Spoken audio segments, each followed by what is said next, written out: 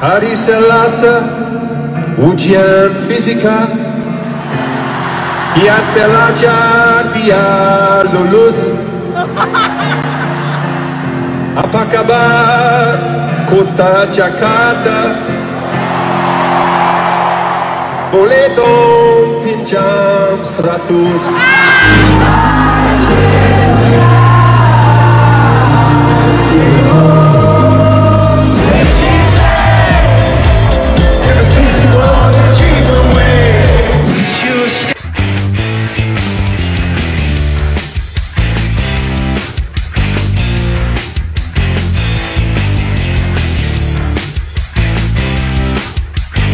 Yang udah beli atau booking tiketnya Coldplay, wah kepo-kepo nih, harganya 11 juta.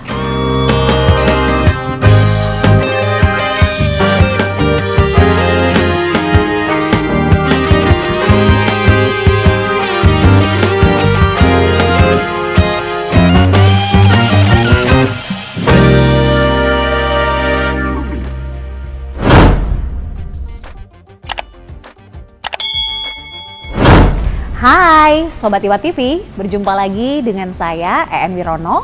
Kali ini di Teens Tip from EN. Nah, ngaku siapa yang udah beli atau booking tiketnya Coldplay? Wah, kepo-kepo nih, harganya 11 juta. Nah, nggak apa-apa sih yang udah terbayar, nikmatin aja konsernya, happy, dan nanti sharing ya gimana konsernya.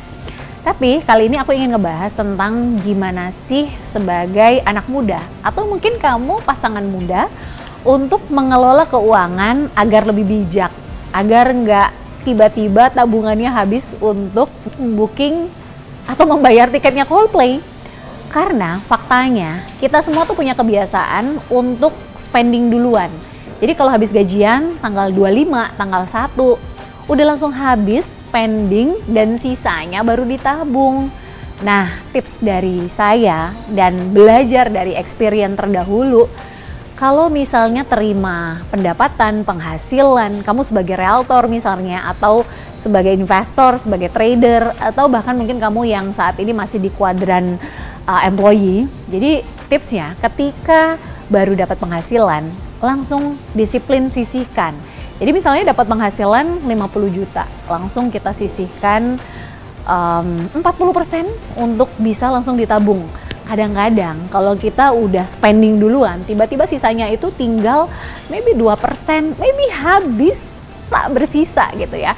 Nah, tentu dalam alokasi ini selain kita saving, kita harus membaginya ke beberapa pos. Jadi kayak misalnya aku pribadi sudah punya anak, aku harus menyisihkan untuk tabungan anakku, untuk tabungan sekolah. And then berikutnya aku sisihkan lagi untuk biaya kesehatan, misal tiba-tiba sakit, membayar premi insurance.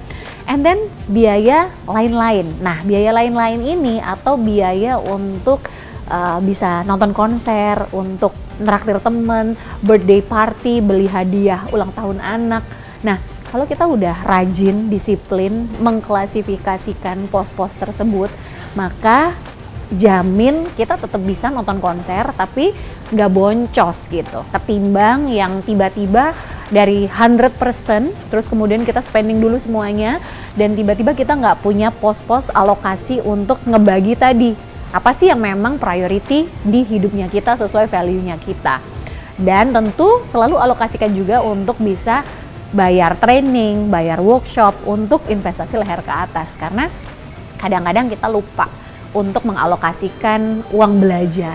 Nah, ketika kita sudah disiplin untuk bisa mengalokasikan itu semua, akan mudah sekali untuk kita decide, oh aku punya dana cadangan kok, aku bisa bayar kok tiket Coldplay, aku bisa kok holiday, aku bisa kok beli hadiah yang lebih baik untuk anakku bulan ini. Nah, itu semua by design, nggak bisa tiba-tiba sporadis bulan ini mengeluarkan uang sekian tanpa planning yang jelas.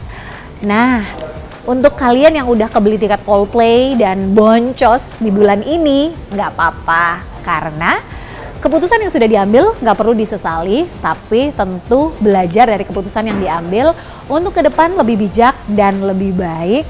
Dan tentunya kamu nggak boncos lagi.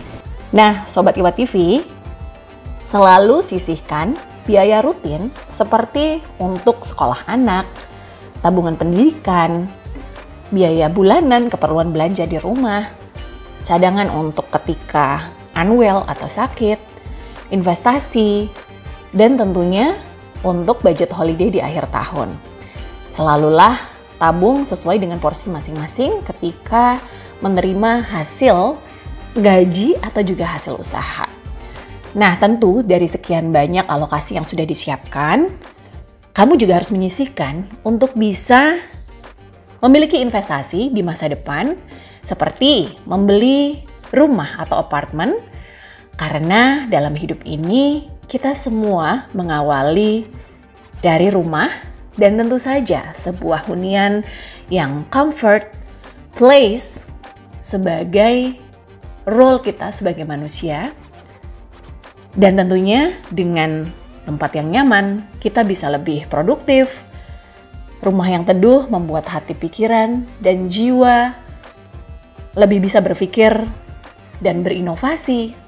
Bisa mengeluarkan ide-ide kreatif, bisa mengumpulkan investasi lebih, dan bisa bertukar cinta dengan pasangan dan anak-anak kita. Dan tentunya dari sana, secara harkat dan derajat kita pun, kita bisa memiliki identitas.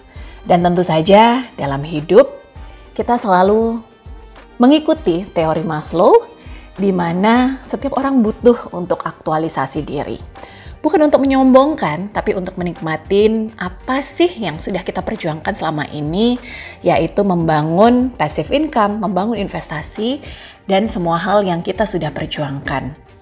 Nah, setelah kita memiliki resources, seperti berupa land bank, properti-properti yang bisa disewa atau dijual di bawah market value, tabungan di hari tua, dan investasi-investasi lainnya seperti emas, saham, bisa membeli equity di sebuah perusahaan private company misalnya, dan lain-lainnya.